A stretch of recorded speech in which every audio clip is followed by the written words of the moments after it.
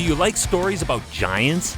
Because I have a real giant story for you today. You heard of the Klootchy Creek giant? You're going to. It lived in Klootchy Creek County Park, southeast of the 101 and close to Seaside and Cannon Beach. Does it sound good yet? Hi, I'm Chris May, host of This Day in Weather History, a podcast from the Weather Network in Canada. All right, the giant was one of the oldest living things in the state and was the centerpiece of the park. It was the Klootchy Creek giant Sitka spruce tree, which once held the distinction of being the largest tree in the state of Oregon and was the first honoree in the Oregon Heritage Tree Program. But it became past tense this day in weather history. This is the tortured tale of a tree that befell many a tragedy. 50 years earlier, a bolt of lightning struck the mighty giant, inflicting a permanent scar that went spiraling down the length of the trunk. Although the tree healed from the scar, it never fully recovered. It was therefore vulnerable when, in December of 2006, many years later, a windstorm caused a large amount of the burn scar rotted wood to break free from the tree, further weakening its integrity. But that was not the death knell.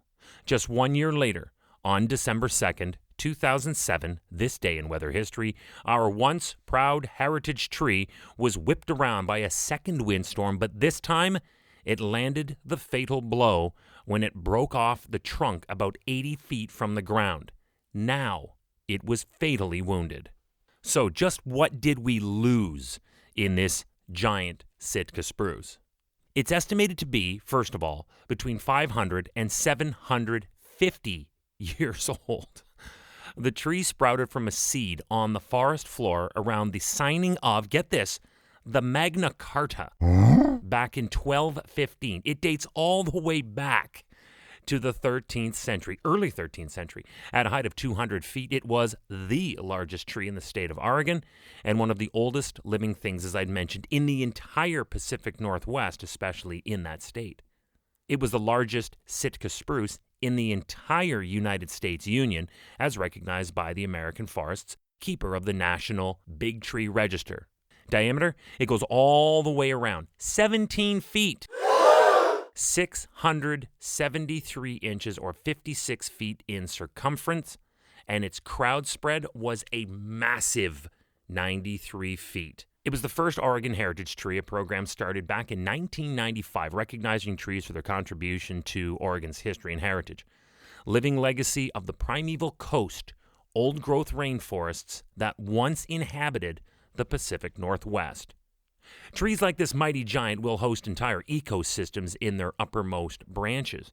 And with that massive, almost 100-foot crown spread, it would have been capable of being home to, check this out, hanging fern gardens, lichen and moss, as well as plants and animals only recently discovered.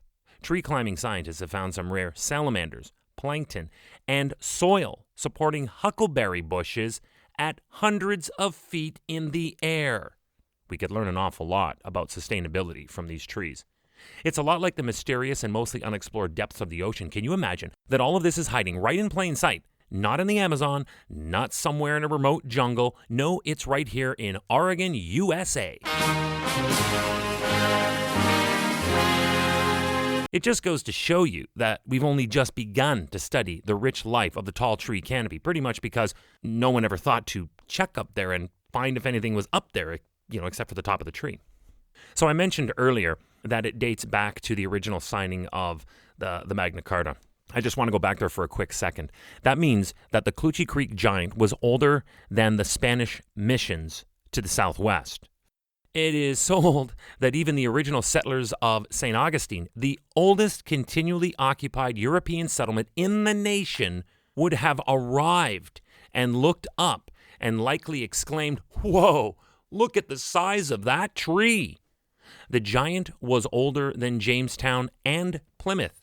Consider this, the Sitka spruce tree germinated around the same time the Pueblo people were burrowing cave homes into the cliffs at Mesa Verde. Today, all that's left of this once mighty Sitka spruce giant is its 17-foot diameter trunk and two fallen sections. No longer does it stand at its intimidating height, but those who visit its site in the park will see remaining evidence, making it pretty obvious to visitors just how incredibly massive this once giant was before the December 2nd, 2007 windstorm, this day in weather history.